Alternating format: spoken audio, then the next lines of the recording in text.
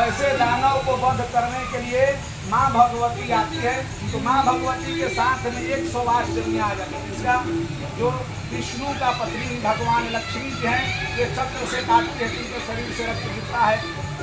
पार्वती जी जाती है, त्रिशूल से मारती है, त्रिशूल से कटने पर गिर जाता है। इंद्र का पत्नी इंद्रावती जो अपना वज्र चला देती है, वज्र के प्रभाव से रक्त गिरता है, और उसी के समान रक्तधारी खड़ग पुरुष लेकर के और रक्त बीज में जैसा ही आधित करके और पहलवान वहां खड़ा हो गया, धरो धरो धरो धरो मारो मारो, ऐसे शब्द को उच्चारने लगा। और देखिए अरुण का, वरुण का, कुबेर का, सूर्य का पत्नी, सूर्याक्ष की पत्नी, समस्त देवताओं का पत्नी अपने अपने पति का हथियार लेकर के और रक्त बीज के शरीर पर प्रहार किया।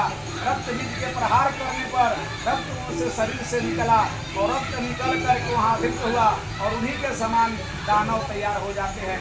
दानव तैयार होते हैं और युद्ध करने के लिए तैयारी। और समस्त देवी लोग त्राही त्राही करने लगी कि इसका तो वध ही नहीं हो सकता है, इसलिए कि रक्त जब कोई मारेगा, वध करेगा तो रक्त निकलेगा, और रक्त निकलेगा तो उसी के समान योद्धा तैयार हो रहा है, इसका कटौती कैसे होगा। फिर त्राही मांग करके और महाकाली को बुलाया जाता है। हे महाकाली, काली कराली जिहवा लपलपाती, मुँह को फैलाती और चर्मधर, यानी उनके शरीर में कोई मांस नहीं है, केवल हड्डी है। पैर और हाथ को काट काट करके वस्त्र बनाई है, मुख को फैलाई है, शेर सभी बस गुना रक्षित करने वाला, और ताकतवर में कार्य में एक हाथ में खड़ग लेकर के और एक हाथ में खप्पर, मुंह को रक्षित करने वाली, मुंड की माला पहन करके, और मां काली भयंकर वहां से चलती है, जैसे खड़गना करने पर शेर की हाहाकार हो जाती है। हजारों शेरों की आवाज सुन करके और जिस तरह से जाती है उस तरह से भगदड़ मच जाता है। माँ भगवती महाकाली किसी को हाथ से पकड़ती है तो मुख में खा जाती है, जो हाथी पर बैठ कर आता है हाथी सहित पकड़ कर खा जाती है, घोड़े सवार को घोड़े के सहित खा जाती है, रथ पर बैठने वाले दानव जितना भी आए सबको रथ सहित चबा जाती है। ऐसे मुख में चबाती है जैसे चबेना शाम सुबह लोग फाँकते हैं, इसी तरीका से मुठा खा गए और चर मार के उसी में चबा गए। जो भी रक्त मुख में पैदा लेते थे रक्त से, वे दानव को माँ भगवती उसी में चबा जाती है। अंत में काटते जाती है, मारते जाती है, काटते मारते जाते पूरा रण क्षेत्र को शांत कर देती है।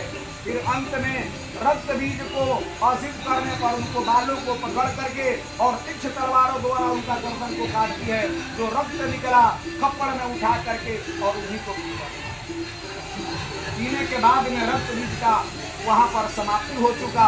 अब माँ भगवती गुस्सा में आकर के पूरा क्षेत्र में घूमने लगी। फिर समस्त देवता लोग त्राही मांग करने के, हे माँ भगवती अब शांत हो जाइए, दुष्ट जन का विनाश हो गया। लेकिन हो गया कि इनके सामने कौन मनाने जाएगा।